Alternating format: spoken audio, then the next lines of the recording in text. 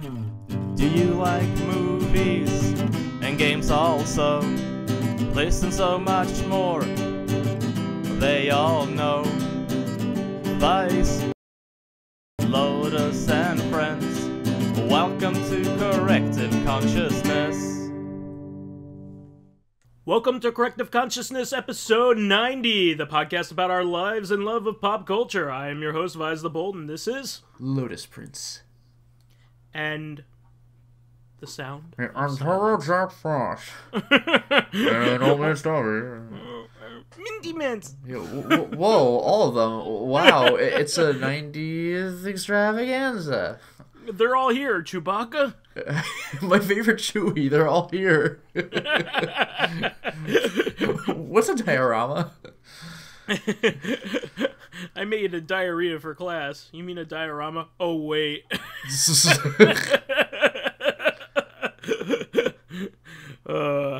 Yeah, but cue the steamed hams jokes as well. Oh, yeah. You've been really into the steamed ham meme. I know it should be getting tired, and it has been going on for a good long time, but what I like about it is the creativity behind so many of the good ones. They are radically different. The DK rap one was just like, what the fuck? Like, how long did this take you? I just love the transition, even though that was the easiest part of the whole video. Just that, like, I click the video. I'm like, yes! Remember when you didn't want to do your homework because it was going to take you a half hour, and then you did this? Yeah, right. Which took you like a whole fucking week of painstaking editing. Right? Isn't that hilarious? It's like, I want to meet this guy. I want to meet the things that he hasn't done. Like, I want to know the things he hasn't done. Right. Well, anyway, I'm sure we can move on to our first segment here, which I'm sure will be you. I'm usually last. Sure. Okay, so I have a few things going on. And we should say that Pyro and Old Man Stompy and Minty Mints are on sabbatical. Yeah, I feel sorry for deceiving people, but they're not actually here. Sorry. That it was me doing two of their voices and Vice doing one of them. That wasn't really their actual voices. I had Old Man Sock Puppet. It's all right. Yeah. 4 Heroes of Light sucks. Alright, so in any case, for my week, I finished Drakengard and I started Drakengard 2. Now, I had mentioned that I'd gotten a couple of endings in Drakengard before, but now I finally got all 5 endings, including, therefore, ending E. Now, this is kind of funny, because Drakengard 2, the opening of the game clearly indicates that it takes after ending A. Although, from what I hear, Drakengard 2 is not canon, because apparently, like, I haven't gotten too far in the game, but apparently there are aspects that don't quite make sense with ending A, and I guess the whole game is just sort of its own thing, because it wasn't made by Yoko Taro. But I think he had some involvement, but he wasn't, like, the main guy. Yeah, I mean, it makes me think of Dark Souls 2. It's, like, the one in the series not made by Miyazaki. So it's like, it's a cool game, but I think he still has credits in the game, though. Like, I wouldn't be surprised. Yeah. But the funny thing is, I beat, like, I've already told you that when I beat Drakengard ending A, it's kind of like making the best of a bad situation. The whole game is about the seals that hold the world together being broken one by one, and in ending A, you try to restore one of them, and you have to sacrifice a party member to do it, kind of. And it's like, well, okay, kind of status quo. Ending B... Can you break a seal for a better deal? Only clubbing, I'm afraid. With ending B, you beat the final boss, and then 1,000 more final bosses show up, and that's basically the ending. Just like, ugh. Ending C, something similar. You beat a different final boss, and then you hear a bunch more of those showing up, and you're like, I guess I'll fight them. Ending D is when the game turns into the eclipse scene from Berserk. Ending, like, what the events leading up to ending D are just fucked. Like, the sky goes red, everything around you is red, giant demon monsters show up, and you can fight some of them, but, like, you're not winning this situation. Like, there's no way. It's like the bad ending of Half-Life 1 where you get like transported to the alien planet. Yeah, and you're like, yeah. Oh fuck. Well, no, I mean, no, it pretty much is the Eclipse from Berserk. Like, Guts is taking those demons down, but there's about 1 million of them, and it's just like, okay. But, like, the thing is, with the Half-Life 1 thing, it's a bit different because in Berserk, a lot of those demons were also giants. And that is no exception here. All the demons are the same in Drakengard. They're all these creepy giant babies, and it's way creepier than it sounds. And what do you do? And ending D, it's like you basically have to get a giant bottle of milk. Lots of giant. If only you had thought of that before going in. But yeah, in ending D though, like you basically have to push like the giant make this stop button. Like there's we got to stop everything. Stop everything. Ending E is where it really gets weird because so that's the near ending, right? I'll get to that. Yeah, okay. Ending E is the near ending. So with ending E, this is funny because it looks like it was a joke ending, and from what I heard, it was gonna be a joke ending. But they made it canon. But Yoko Taro's fucking weird. Yeah. So like with ending E, like I said, all these giant babies are like as tall as maybe like a normal sized house, but before the end of the game starts, you see like. And this applies to ending D as well. Like, you see, like, the queen, which is, like, an adult. And it's like, oh, no. So, like, in ending D, she's just lying down. But when she's lying down, she's literally sprawled, like, across the city. And it's just like, okay. So in ending E, you open a rift. And then you see a rift elsewhere open up in the sky, and this giant queen falls through. And then you are tiny in comparison to your dragon, and you fall through. And then your dragon is like, what? What's this? Could this be the Empire of the Gods? And then, like, you know how in Majora's Mask, when you get to a certain point in time, it just smash cuts to black with big white letters, like dawn of the second day? Yeah. Yeah, it does that. Like, is this the Empire of the Gods? Smash cut to black, white letters, Tokyo. And you're like, what? And it's just like 2000 something Tokyo. It's like, huh.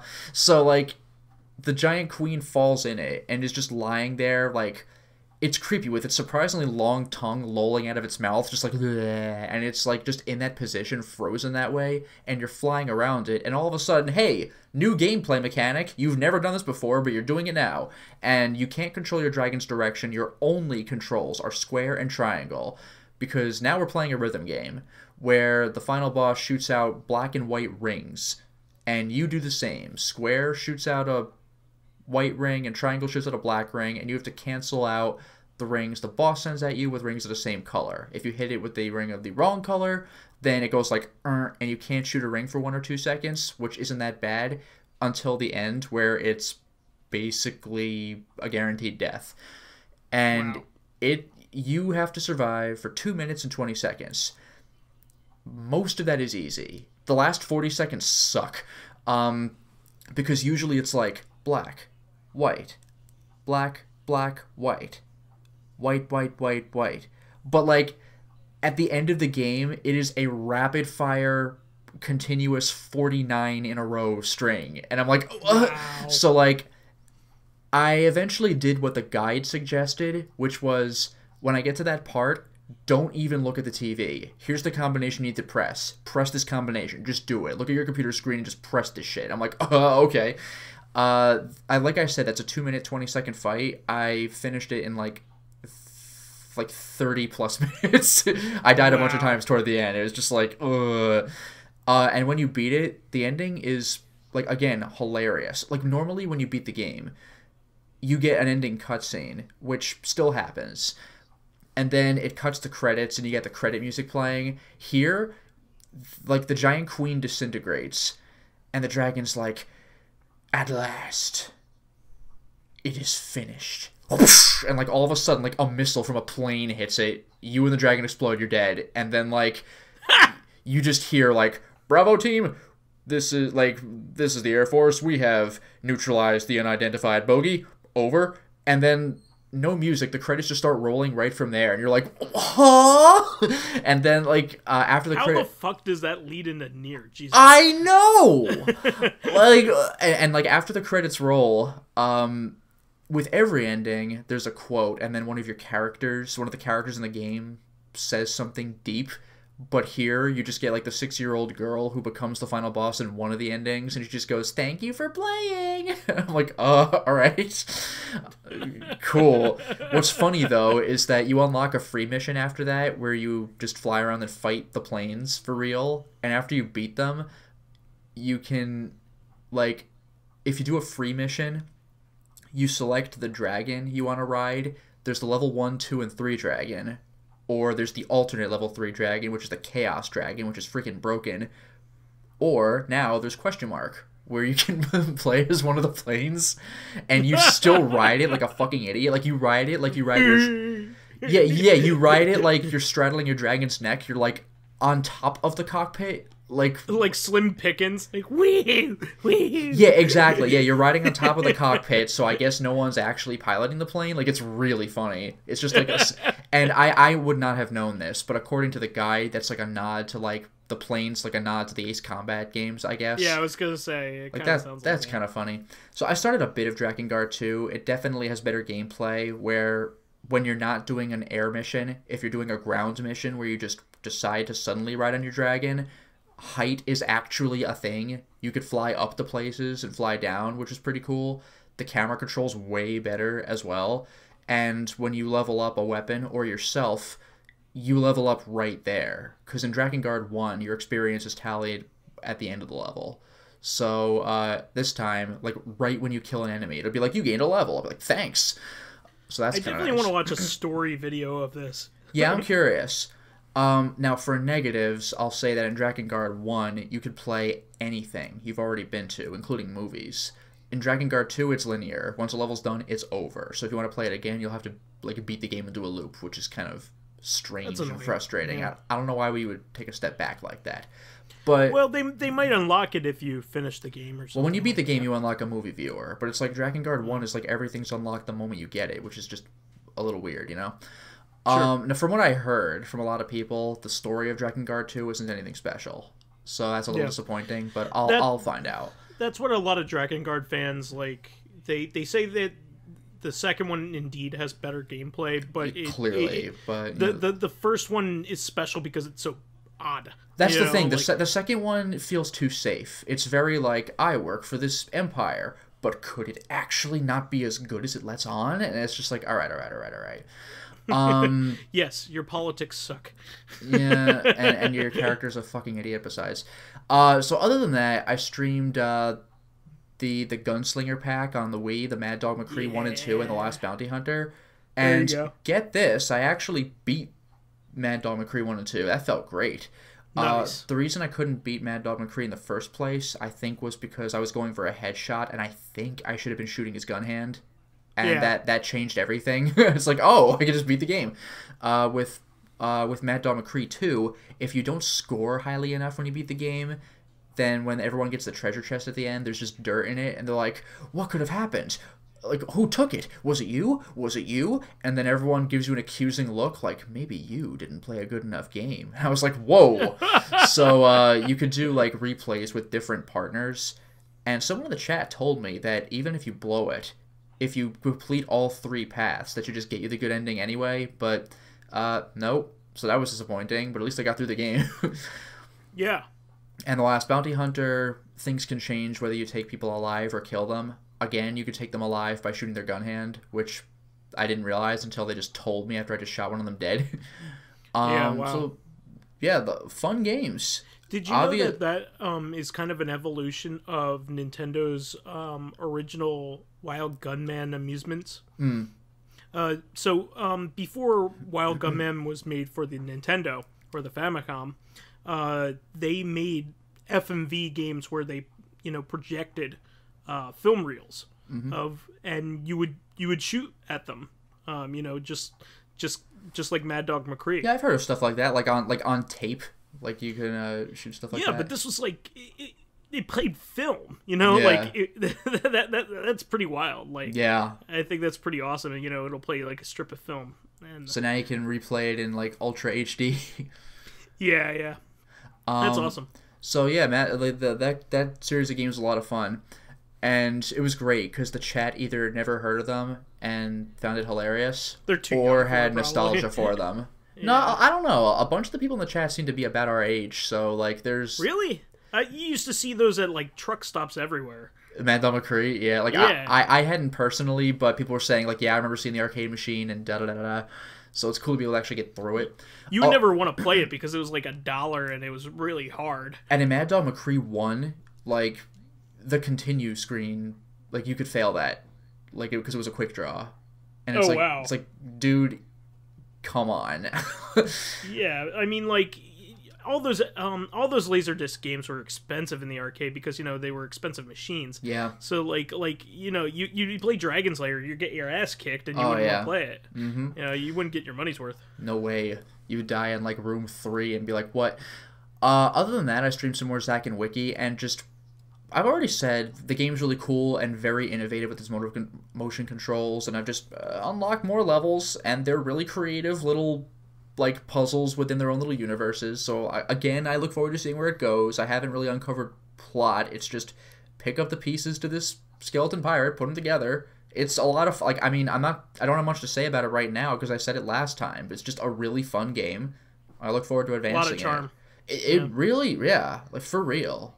A lot of charm. My God. And the puzzles are actually tough. It's not like, oh, this is a kid's game. Like, no, you're going to mess up a few times. For real. Oh, yeah, finally, I beat Thumper. That game... Man, I am jealous because, like, that game, like, is getting to the point where it's so hard, like, I don't know whether I want to keep playing it, you know what I mean? Well, I mean, I've made that clear from, like, level 5 onward that, like, I'm not even trying to go for, like, the optional music beats anymore, except for, like, the pad thumbs tapping X. I'm just like, yeah. Let me survive this level, let me survive. But level 9... Oh, man. Like, actually, when I beat Thumper, I like, tweeted it out to, like, the Thumper's Twitter account. I was like, yo, I beat it. This game was awesome. They're like, wow, good for you. Like, only select few, like, make it through to the end. Here's the deal. Did you put a link to your videos of it? No, actually. I just should said that I link them. had put a video up. But, yeah, okay. Maybe I'll do You should that. link them because, you know, they might like the publicity and you never That's know. true. Like, you know, we you know... People like watching you play games, so I mean, fair enough. A lot of these guys are indie guys, and they love seeing people have fun with it. Well, this wasn't a stream. This was just, like, silent gameplay where I edited, like, where if I died, then I would just edit to, like, I would Sure. show that take, and then I would edit to the successful take. But, yeah, but it's still getting through the level. But Yeah, you should still link it. I'm Yeah, sure I it'll be should, good actually. publicity for you. Now, I will say there's two things about level 9 that I really, I mean, I hated at the time because I just couldn't beat them, but in retrospect, they were really cool. The first is each world in Thumper is made up of several little mini levels. And I think with, like, one exception, they increase in number as you go. So World 9 has, like, 28 levels. Now, what threw me off is that the final boss was level 26 of 28. Because in World 1 through 8, it says level 2 3, level 2 4, but then it says level 2 like Omega, you know, and then the final boss shows up. But here it says final boss, but like I was like, wait, and I pressed pause and I see there's still 2 more boxes left, and I was like, what? Like, are those for super bonuses if I'm perfect? No, they're just 2 more levels. More on that soon. But here's the thing. You know what the boss in Thumper looks like. It's that big, angry face with the spikes coming out. Sure, now, it looks like Andros almost. Sort of. Now, here's what surprised me. When I was at your place, when you first showed me the game, I saw level 1 boss, and I think you made it through level 2. And I remember being disappointed because the bosses look the same. What I did not realize is they do not look the same. With each boss from Worlds 1 through 8, the spikes get bigger and longer. I was going to say, does it evolve? Yeah, the spikes get bigger and longer, and like if you look at World 1's boss next to World 8's boss, it's like, okay. But World 9 Not even close. That thing Wow. looks fucking crazy. I was like, oh, like I actually died really early on it I because need to check this out. I was just gawking at it, and then like a prompt came up. I'm like, what? Oh, I just like died like instantly because I was just like blown away by this thing. And beating it's pretty rough, by the way, because you have to hit each boss 4 times. But I think I've mentioned to you, in later levels in Thumper, sometimes there'll be little shields in front of bosses, so you have to do a stomp, like launch off a pad and stomp onto the next pad to shoot a shockwave to break a shield before you could even try hitting the boss with a final shot. And the last hit of the last boss was rough because there's one of those metal rings that appears where if you miss a pad, you just get hit. Yeah. So like you're allowed to get hit exactly once. The thing with the bosses is if you mess up their sequence, it'll just loop until you get it right or until you die. But with this last hit, messing up a sequence means hitting every pad, but just not doing the stomps. Like, you're not allowed to actually miss anything. So it's, like, really stressful. Wow, and you have to do 3 stomps in relatively rapid succession and then do the final hit. And it was pretty rough. Like, to put things into perspective, my final video, including the credits, is 47 minutes long, and I cut 52 minutes of deaths, 38 of them on the final boss. It was rough. But here's the thing that I found really cool. After the final boss, there are 2 more levels. One of them is just pretty much a fast-paced, normal level. I was actually surprised. I was like, why is this post-boss? Like, it was a challenging level, but, like, okay. But the last level was nuts. It was called Level Infinity, even though it's level 928. But it's called Level 9 Infinity. And, there's kind of a reveal. You know how you're a metal scarab on, like, a metal track? It's not quite a track. It looks like you might have been on a groove of a record the whole time. Oh, wow. Because all of a sudden, like, the background kind of twists around and you see this gigantic needle above the track, and it, like, the record starts remixing, making it extremely hard because pads are coming at you to hit off of, but the music's going like, and like it's rapidly slowing down and speeding up, and it's like, oh fuck, like it's really, really hard. It took me like 15 minutes to beat that level. It was basically a boss level, except that you don't regenerate after each session, even if you do it right on the first try. So it's just kind of like speed, like it's really disorienting. That's amazing. Like it does follow a pattern in and of itself, but you have to find out what it is because you can't expect regularity. So this gives you me a whole new desire to. I did want this before, but I do want it on vinyl now. That's pretty cool. Yeah. Like, it's pretty rad. That's awesome. The only other thing I'll mention is like, this has been months and months coming, because we've been talking about this, but I finally streamed some of Stonekeep. Not the good one. Stonekeep Bones of the Ancestors. I like your commitment to priority here. Yeah, that's the one I'm playing first. Yeah. Well, it's the more modern game. How could I turn it down? It's the bigger piece of shit. Superior technology on the then new Nintendo Wii. It's obviously the superior decision. It was funny because I think Dracologist, at least in the chat, was like the only person who kind of knew what this was. And like, of course he would. Like, if anyone knows some weird obscure games, he's a connoisseur of crap. Yeah, he's the guy who would know. Like, he gets crap. He has to filter through like that stuff on like the Steam Greenlight as it is. So I'm sure, like, it doesn't surprise me too much that he knew about Stonekeep Bones of the Ancestors. You know, there's something I never really considered. You know how when you start the game, you could choose between a boy or a girl that like they look like they're from modern times based on their dress. Yeah. But then you play the game and you're like, you're allying with like a dwarf wearing fur armor and wielding a sword. It's like, wait. It's like, what is going on here? Yeah. They don't explain it either. No, they really don't. I got about to the point that we did when I saw the game at your place, Vice. So I got to like level 2 where the dwarfs were enemies. So you got very frustrated and gave up as well. No, actually, I was like, I stopped because it was time to stop. But like, I think I did better than we were doing at your place. Part of it might have been, I don't know if we were sitting quite correctly in front of the sensor bar, but like I was having some major problems early in the stream, like with just attacking. But Sure. after I moved the bar around, it did feel a little better, although the controls were still like, Garbage. why are you making me do this? Yeah, like, hold A, swing the Wiimote left or right, and then release A to attack. And it's like, come on. And, like, every command is like that. With a spell, hold a button, move the Wiimote in such a way, release the button. It's like, by the way, I hope that you remember all the controls, because you find the controls, like, as little item pickups as you play. Like, you run into a scroll. By the way, here's where you press to strafe. I don't know if there's a way to look up that up again. Like, so, yeah. So dumb. Like, I couldn't figure out, like, do I not have a map yet? When do I find the map? No, I had it the whole time. I just, way later, the game tells me, here's how you open the map. Like, oh. Wow. There's stuff like that. Like, to use your shield, hold the C button on the nunchuck. Oh, okay. Here's an That enemy. would have been useful information when I was getting attacked that first time. No, even better. Like, I enter a room I walk like 2 feet. There's the item. Hold the C button to use your shield. Okay, so a skeleton enemy comes at me, and I'm like, all right. So I walk right up to it. I don't attack. I just hold C, and he just duffs me in the face like 3 times. I'm like, what?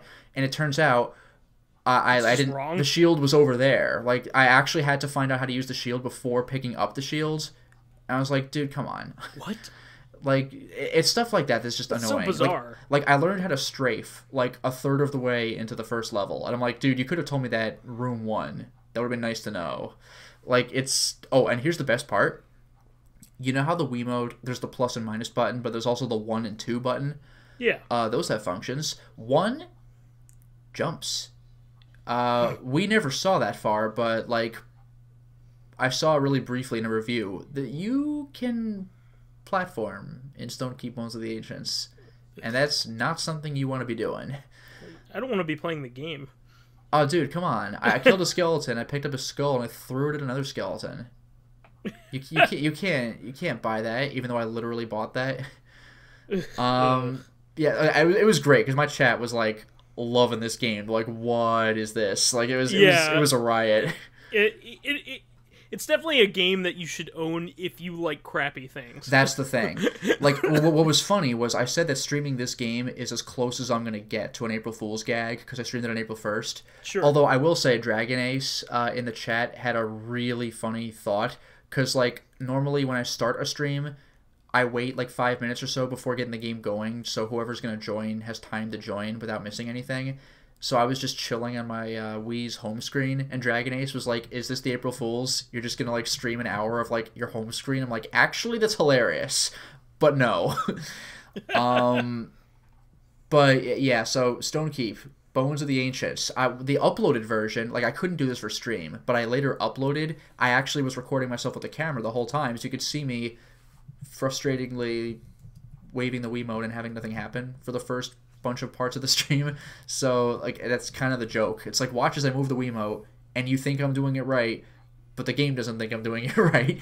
So, yeah, it was good times were had by all. So, anyway, that was my week. How about yours, Vice? So, as you know, and as a lot of our listeners go, I haven't been having much fun lately because I've been searching for new jobs and stuff. So, that's basically been dominating a lot of my free time. However, I did make it a point to play a little bit just to enjoy my Saturday night. My girlfriend went out with her friends, and I decided to chill out. You know, just to relax from the week, because my job is super stressful, and it's getting more and more stressful. So I went back to playing Horizon Zero Dawn.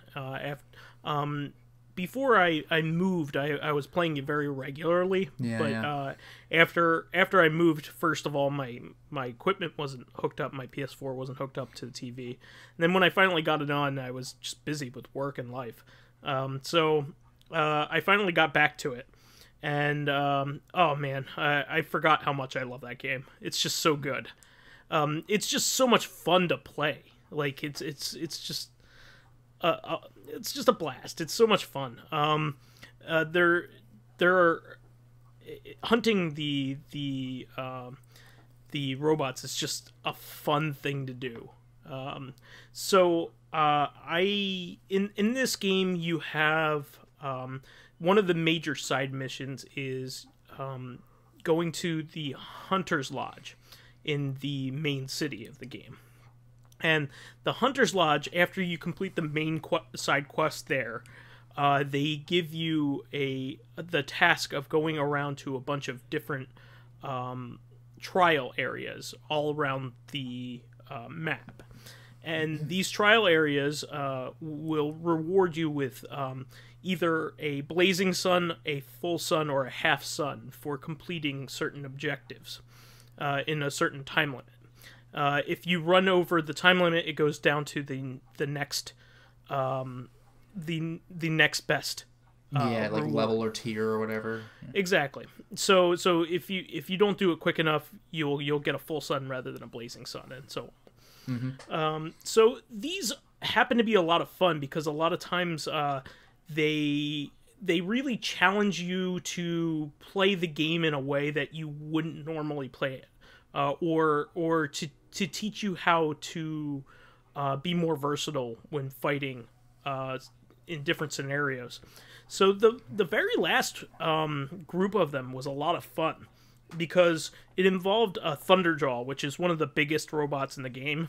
It might not be like the biggest, it might not be like a boss, but it's one of the biggest ones that you find occurring in the areas. Sure. So they can easily kill you if you don't handle them correctly. So one of the things that you can what it teaches you to do is override two of the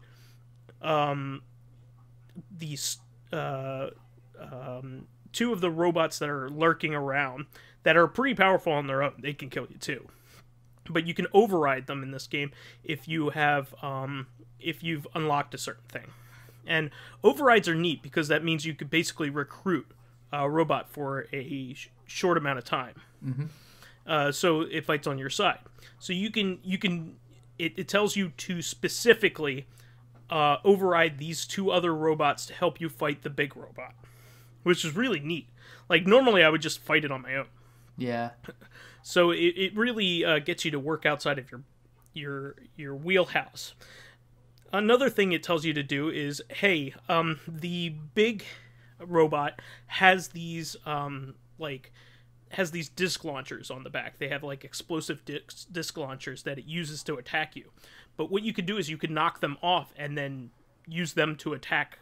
Oh, that's cool. Other enemies around, or use it to kill the big Thunderjaw. That almost makes me think of like Cyborg Justice, where you just knock off a robot's arm and it's like, now it's mine. Attach it. Yeah. Exactly. No, it's so cool. So one of them was attack the other two robots with the weapon that you knocked off the Thunderjaw.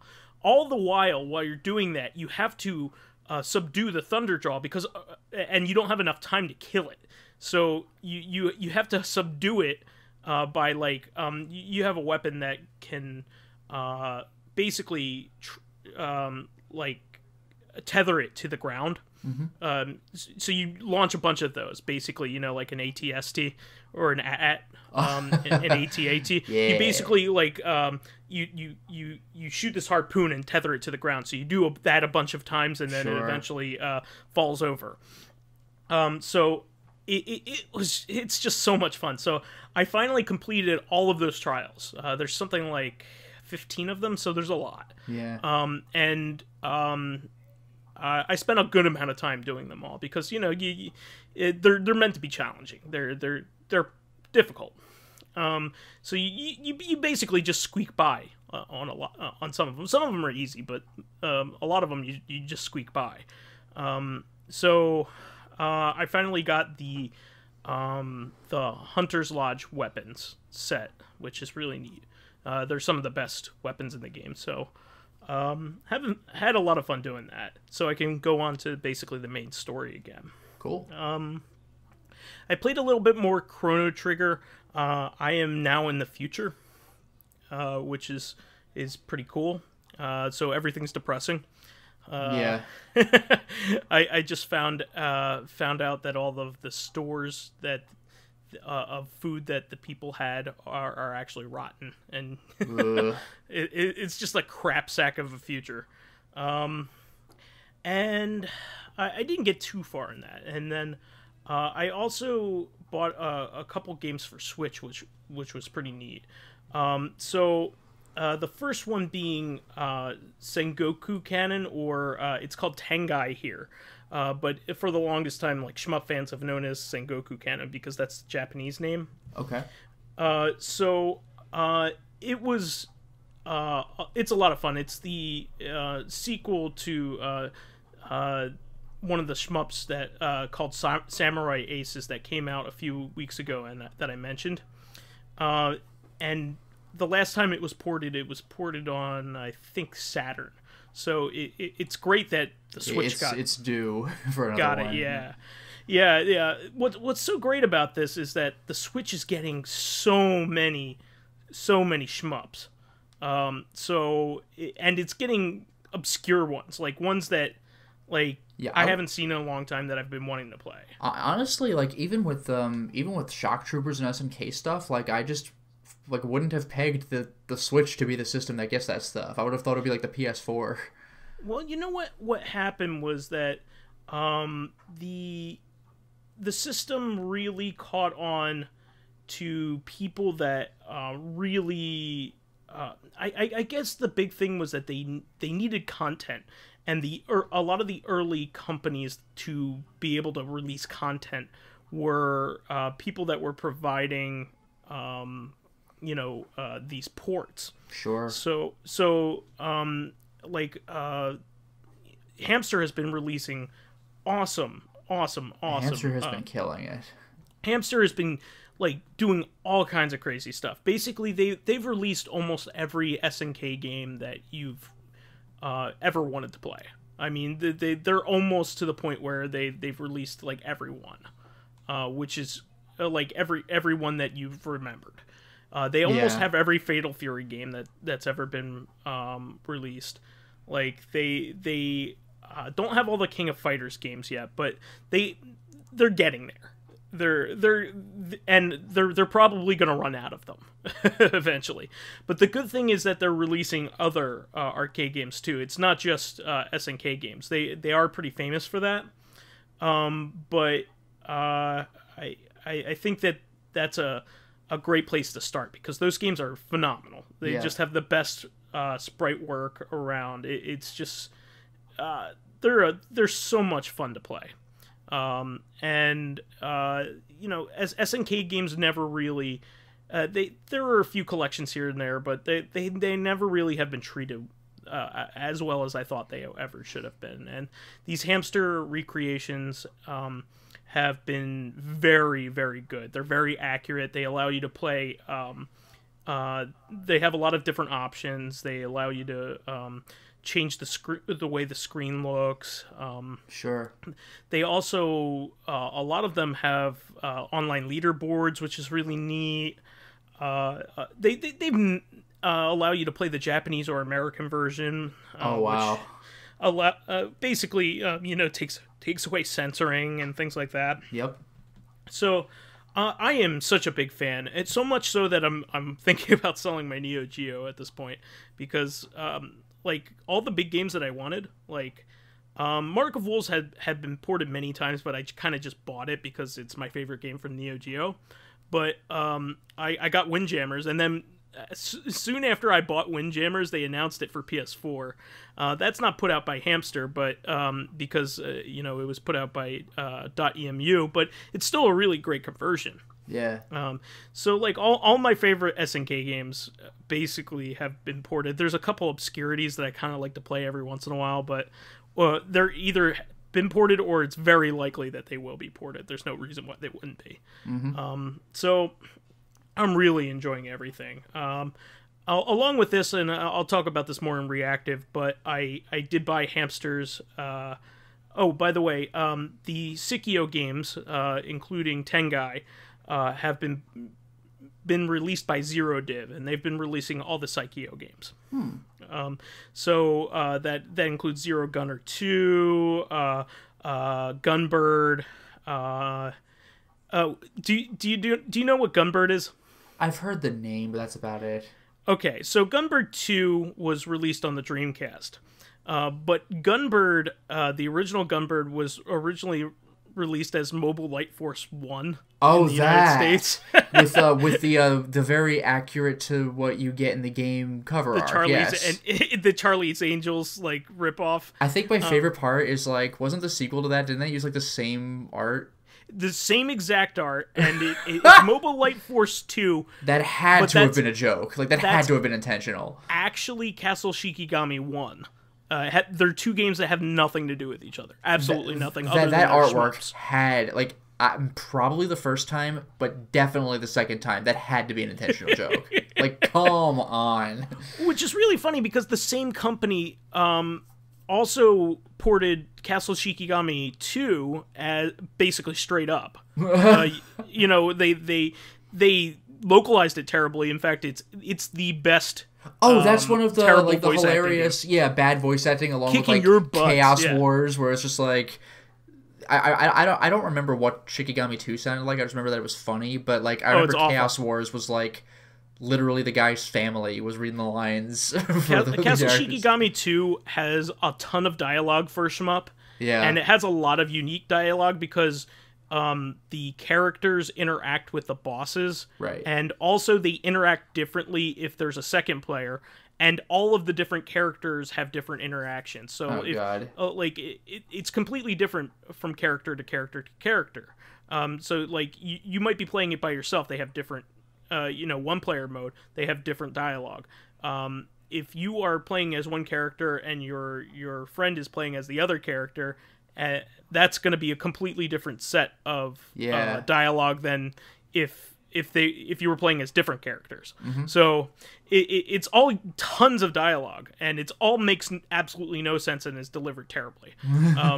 So it's fantastic. It's really good, and it's a fun game. So it's kind of a bonus. That was released on the Wii, right? Or PS2? That's PS2. Castle Shikigami 3 was released on the Wii, and that was actually done well. Okay. That was by Axis. So anyway, this is by Zero Div made a straight port of Gunbird. So like it's a good version of Gunbird. Nice.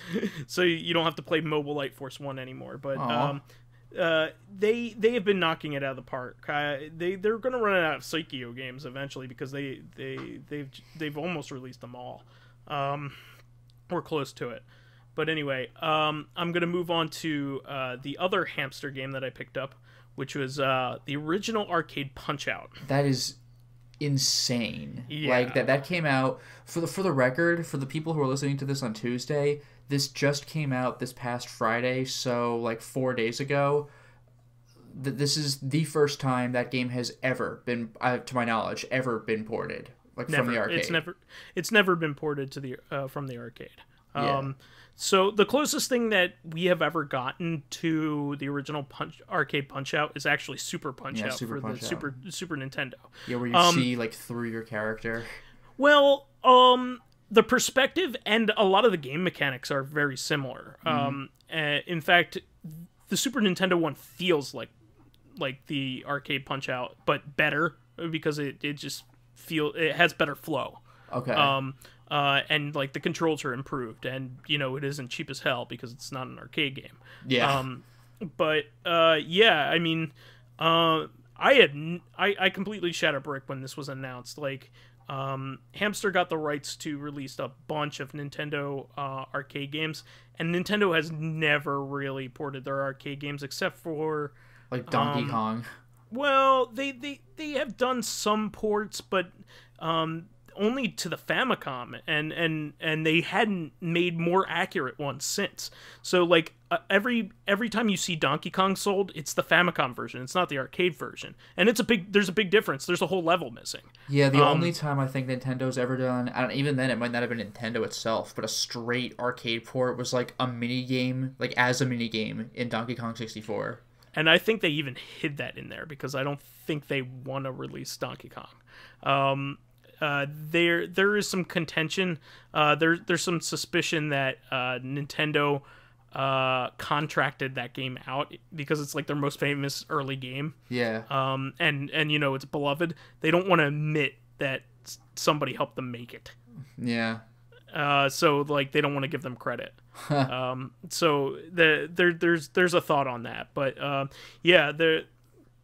basically the only way that you could play any arcade version of any Nintendo game before the Switch was that. It was hidden in Donkey Kong 64. Yeah.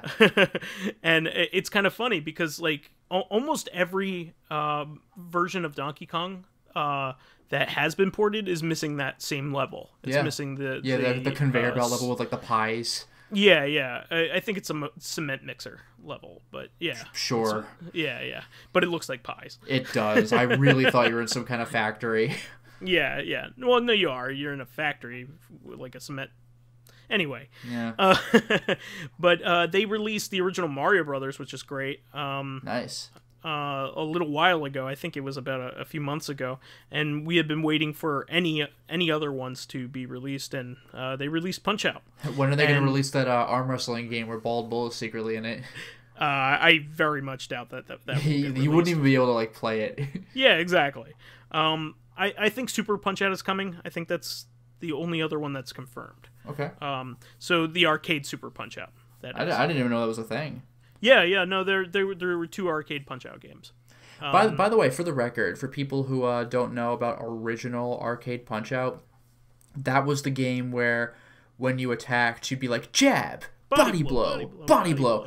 And also there's a fighter that never made it to the NES, the legendary Italian boxer, Pizza Pasta.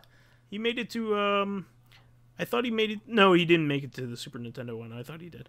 Not Super Nintendo. The Super Nintendo had its own cast of characters, but still no Pizza Pasta. Yeah.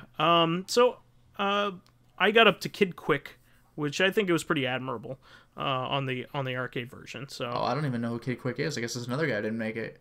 Oh, Kid Quick was remade as the Disco Kid. Clever. Okay. Yeah.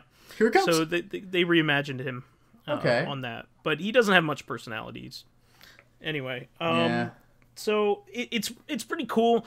I would tell people that it's best to play the Switch on its side. Oh, that's true. Yeah, this is a vertical arcade game because like there's the fight in the lower half, I believe, and in the upper half you see like the bios of the boxers. Yeah. So it's a dual screen game. Yeah. This was like they were reusing, I think, laser scope cabinets. Oh my god. Which was a very early Nintendo game, and they had too many of the cabinets, and they wanted to reuse it for something.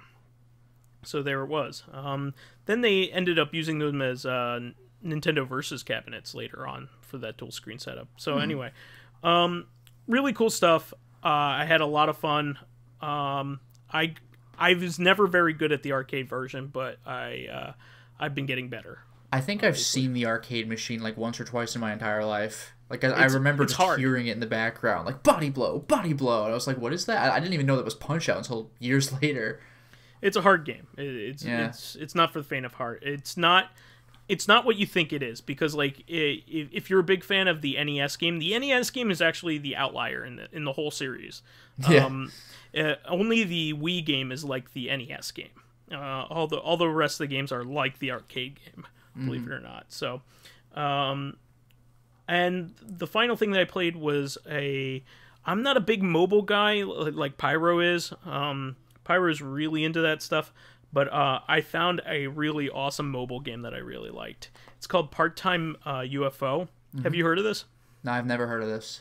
So it's made by HAL Laboratory, the makers of Kirby and at Super Smash Brothers. Yep. They made a mobile game called Part-Time UFO, where you are a UFO tasked Part-time. with... Yeah. It's your part-time job to go around and help people. Okay.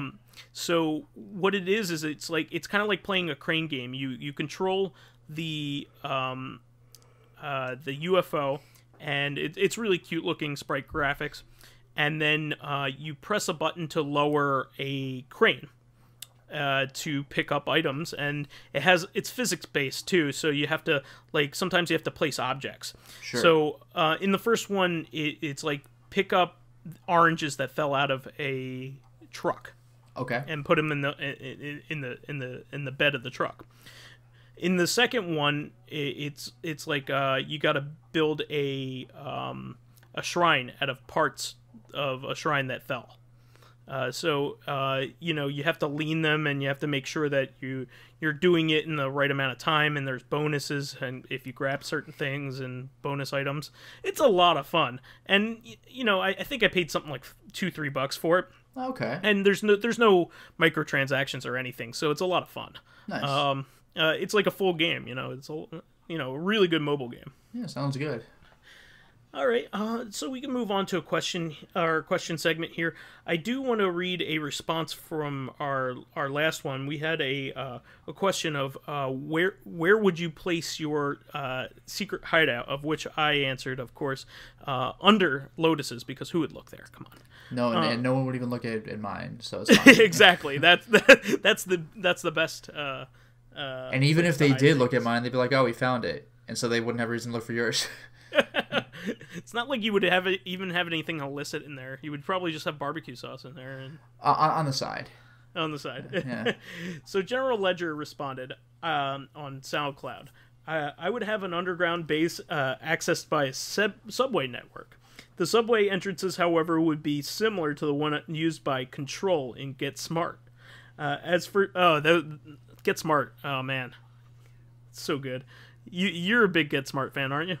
Yeah, I think we mentioned that last week with like how silence. just intentionally stupid, like 100 doors going into like just the one hallway. Did they just have 100 doors? Like why? I'm glad I brought that up last. Yeah, time. it's time to use the cone of silence.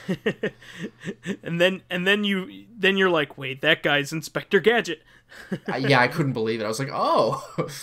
As for defenses, a maze with secret passages that just take you back to the entrance, and pit traps that drop you into a padded cell. He doesn't want to be very violent. He's pretty nice. Yeah, I like that. I'll fall into a pit. Oh, it's a padded cell. Okay, well, it could be worse. Yeah. Ooh, a ball pit. You get to spend an extra hour in there. People just try to break in just to get into your ball pit. Yeah, great. For other features, maybe have everything powered geothermally. Geothermally, yeah. Geothermally, yeah. What a guy, powering his base with the Earth itself.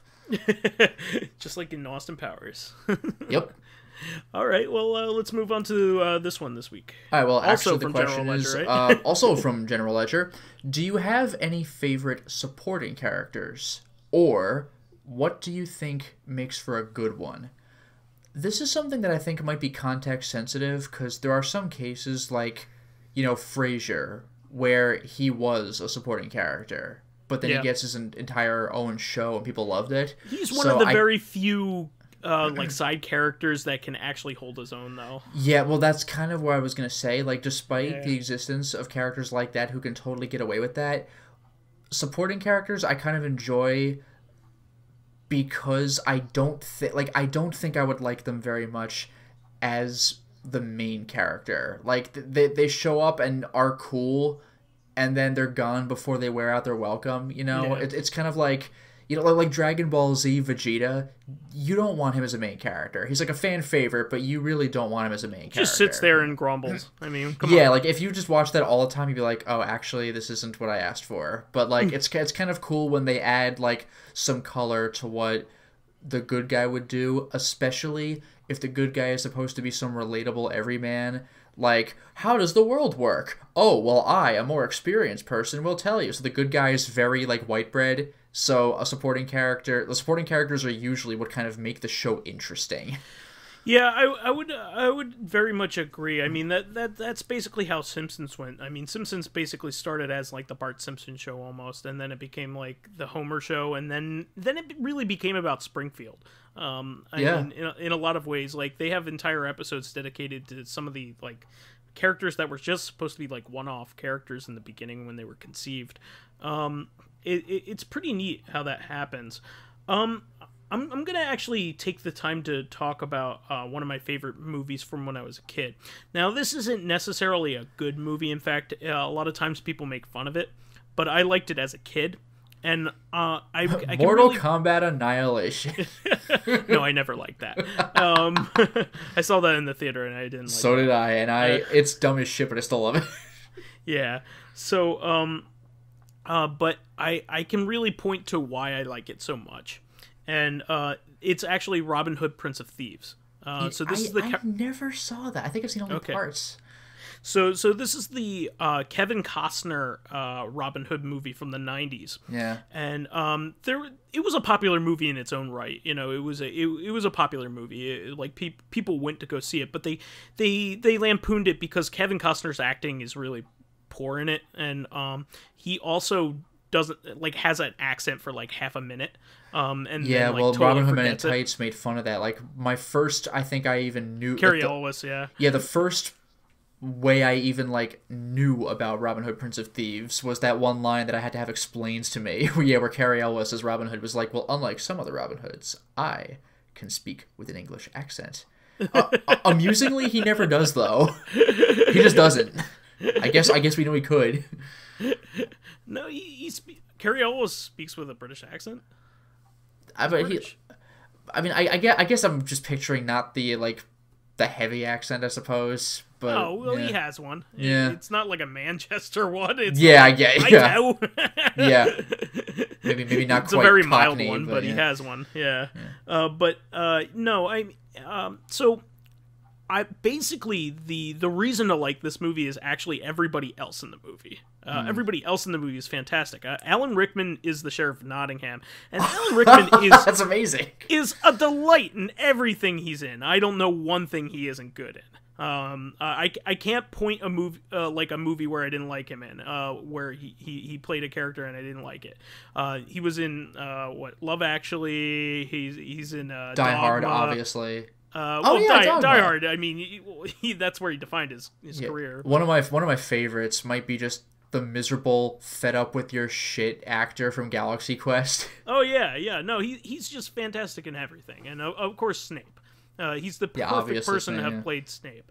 I'm so sad that he's not with us anymore, but he really was over the top and just an evil shit in this movie, and he the way he rants and raves as the Sheriff of Nottingham is just one of my favorite things to watch. It's actually a little hard for me to picture Alan Rickman being over the top. Oh no, he at one point Robin Hood pisses him off and slashes his face. Yeah. And then Robin Hood gets away and he goes, "Loxley, I'll cut your heart out with a spoon." Jesus. And he's just screaming it. And then there's a scene later with him and his, the Sheriff of Nottingham and his cousin talking. He's just like, "Cousin, why a spoon? Why not an axe or a sword?" And he's like, "It's dull, you twit, it'll hurt more." Yeah. They actually reference how ridiculous that was. There's a chance that I might have seen a part of this movie. Was this the movie where toward the end, the final fight with the sheriff, he's not even fighting properly. He's just throwing shit everywhere. He's throwing statues and stuff. Am I thinking the right Robin Hood movie? Oh yeah. Well, the big thing is that he's basically trying to marry Maid Marian. Mm-hmm. So that's the inciting event. Yeah. So yeah. I don't know. It's great. There's tons of character actors in it. There's Morgan Freeman. There's Christian Slater. There's just tons of great actors in it. A lot of people from plays. Speaking of Morgan and stuff Freeman, like that. I remember actually when I saw I think it was when Mel Brooks received his Lifetime Achievement Award. I remember Morgan Freeman had a little bit to say, which was actually pretty funny because you know how he's played almost I think maybe even every role he's ever played, even when he was much younger, has had this degree of dignity and gravitas. Yeah. Everything he's ever done. And he was mentioning that I have played these calm, sober roles, and I figured throughout my entire career there isn't one of these roles that could be mocked. wrong. It's like, yup, like Yeah, Robin Dave Hood Men in Tights. Chappelle played his character in Robin Hood Men in Yeah, Tights. he still had it pretty easy, but yeah, it's just kind of funny that even Morgan Freeman couldn't escape being lampooned by Mel Brooks. So he was a Zim in that movie, and Yeah, like a sneeze. no, he's a Chew.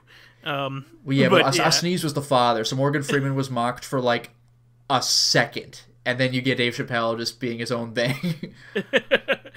So yeah, it's a great movie for if you go in expecting that. You know what I mean? Like, Yeah. if you go in knowing that the main character is the worst part, Yeah.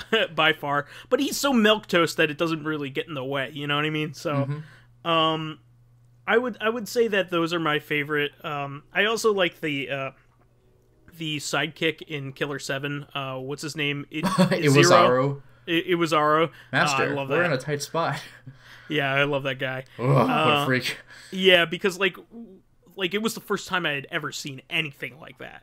You know, like here's this guy who looks like the Gimp from Pulp Fiction, just popping up and being your friend. He's in a gimp suit. His eyes are stitched shut. His ears are blocked off by the suit, and he's got the shh sign over his mouth. So he's got the hear no, speak no, see no evil thing going on all at the same time.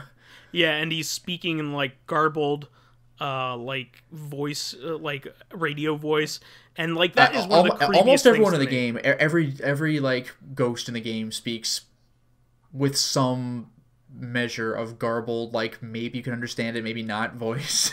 Yeah, so like one of the things that creeps me out the most is like creepy television broadcasts and like stuff that's unexplained like that, and like creepy like and old that's films like a and things like mechanic in that. the game. and like creepy radio broadcasts and stuff like that, you know, that have been sent by like spies and stuff like that. I've listened to a couple things online, like people speaking in garbled like Russian over radios and stuff like that. Sure, yeah. So it I'm like fascinated by it, but I'm super creeped out by it. I think that's why I'm fascinated by it. There was a bit like that in Corpse Party Book of Shadows, actually, where like I think a ghost said like I'm gonna kill you or something, and it was like almost inaudible, and they're like, what? Crank it up, and you like they kind of like blasted at you afterward, and you're like, oh geez, I was there the whole time. Well, I think we answered that one pretty good. I mean, I have plenty of side characters that I love, but yeah, probably a go-to, like a fan favorite from the past has got to be Magus from Chrono Trigger. Oh, Chrono Trigger, yeah. Everyone and loves Magus. I like Frog, but yeah, everyone loves Frog too. Yeah, Frog is everybody's favorite. and his theme. Yeah, and I was just gonna mention Dogi from the Ys series. Dogi the Wall Crusher. I crush walls. Nice. I remember you told me about that. It's pretty great. The best one is the PC Engine version of 4. I don't think they recreated this in the PSP Celceta or Vita Celceta game, but he basically rescues Adol in every game that he's in by breaking through a wall. Like he's usually like caught and put in jail. Well, in the fourth one, you see this long. He breaks Adol out of jail, and you see the path of destruction. It's so good. That, like he's broken down like 5 different walls, and the very first one or the last one you get to because you're escaping out of jail. Yeah, it's right next to a door. Like he just That's broke fantastic. the wall because he felt like it. That reminds me of when Scott Pilgrim fought number 3, like the vegan, and he just like blows him through a wall, and then like instead of stepping over the wall after him, he just like goes around the door, which he doesn't really have to do. It's like, okay. Yeah, it's one of the best gags in the entire series, and unfortunately, it's been taken out of canon. Oh, so, but it's that game is still worth playing. One of these days, I would like to do a series of videos of me playing the Ys games because I love them so much. Mm-hmm. And I probably will play all 3 versions of 4, because they're all different games. So. So anyway, I think we can wrap up unless you have anything else to add on that one. Nah, I mean, so like just lots of support characters are just fun. Like they're the foil, well, maybe not the foil in the literary sense, but they're kind of like again almost a counterpoint to the main character who is intentionally just an information sponge because he doesn't know anything because you, the viewer, don't know anything. So the support gets to actually, like, have stuff to do other than also stare wide-eyed at everything he sees. I would say that a lot of times the side characters are what make give it its personality. They're what make any given because the main character in almost anything is supposed to be identifiable by the viewer. Therefore, they have to have some. And they're supposed to be like they have a heart of gold. Like anime speaking, like Luffy, Goku, Gon, like they're all like, I'm happy. I'm a happy person, and I'm gonna do the right thing. And sometimes I'll get super mad, but I'm a good guy. And the support characters can be like something other than that. I don't even know what it is, but something different, you know, like whatever it is. Yeah, the main character has to have some kind of blank slateness to them that allows you to impart some of your personality to them. Yeah, like unless the show itself is trying to convey some kind of message, or the main character's an asshole or something, like usually it's the main characters are pretty samey. Yeah, I mean, like if you're watching Wolf of Wall Street, of course you're supposed to hate the main character by the end of the movie. He's a piece of shit. Mm-hmm. Like you know what I mean? But like same thing with Goodfellas. Like oh my god, you watch the movie and you're like, this guy's likable, but then like at the end of the movie he's like an addict and he's like fucked up. But at the beginning of the movie though, he still is kind of like, how does all this work? And like meanwhile next to him is fucking Joe Pesci. Good Lord. He's a psychopath. Yeah, Joe Pesci that might be the scariest he's ever been in any of his movies. Well, the thing is, apparently everything that he did was like something that a real mobster did. Like, well, yeah, the famous like, "Am I funny to you?" Like, apparently he had heard that somewhere. It's like, how the fuck did that one end? Like, we know how it ends in the movie. How the fuck did that end in real life? Like, oh my god, where did that go? Remember when he shoots Spider in the foot? Yeah, that's one of the most fucked up things in the movie. And what's funny is that character became one of the main characters in The Sopranos. Oh wow! The actor who played Spider, is Tony Soprano's nephew. Oh, and he ends up shooting a guy in the leg. He's like, "You shot me in the foot," and he's like, "Yeah, well, it happens." That's amazing. I do love that part right after Spider comes back with like the bandages on his foot, like he calls Joe Pesci an asshole, and everyone's like, "Ooh!" And I forgot who said it. Maybe just kills him. No, but before that, it might have been Robert De Niro. Like the balls on this guy, he shoots him and he calls him an asshole. Like wow, it was fantastic. Ugh. Yeah. So anyway, that is the show for this week. Speaking of side characters, jeez. Yeah. We want to thank all of our fans who contributed questions. Thank you, General Ledger, for participating here. Everybody else, please give your answers here, especially for this one. This is awesome.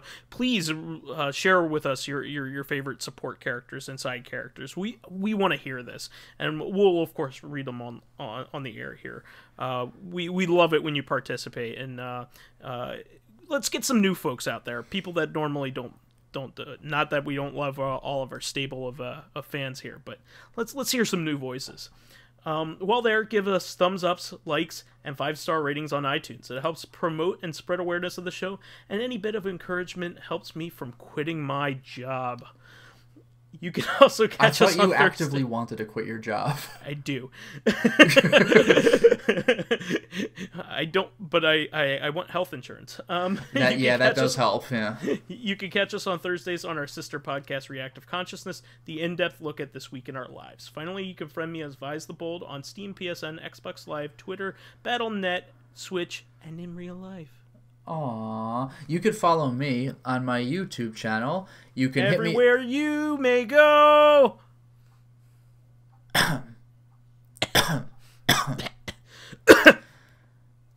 You can follow me on my YouTube channel, which is called Lotus Prince. You can hit me up on Twitter at Lotus Prince. And finally, if you're interested in seeing some of my videos early, getting in on exclusive live streams, or even selecting upcoming games for me to Let's Play, then perhaps consider swinging by my Patreon, which can be found at patreon.com/LotusPrince. Aw, And you can find Pyrojack Frost where all Pyrojack Frosts are sold. What? And you can find Old Man Stompy on a DDR machine. And viewers like you. What? I don't know. I'm just thinking of like old PBS, like Yeah. old things, how the old things were ended when I was a kid. So anyway, we will catch you on Thursday on Reactive, guys. Until next time, everyone. Bye-bye.